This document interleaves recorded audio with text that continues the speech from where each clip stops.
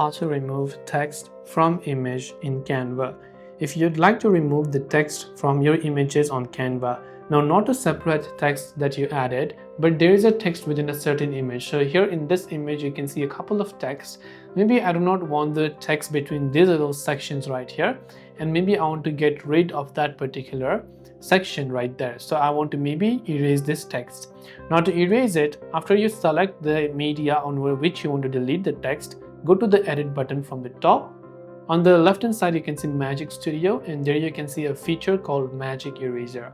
The only catch here is that you will require a Canva Premium in order to remove that particular text. So when you go to Magic Eraser, now you can just increase the brush size if that's what fits you. Then you can simply go ahead and then rub the part of the text that you don't want it.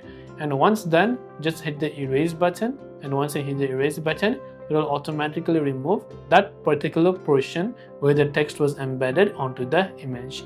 And this is how you can go ahead and then basically remove text from an image in Canva by using the Magic Eraser tool. I hope the video helped you out, and if you have got any further questions, do feel free to also leave them down in the comments below. As always, thanks for watching till the very end of the tutorial, and see you soon in our next video.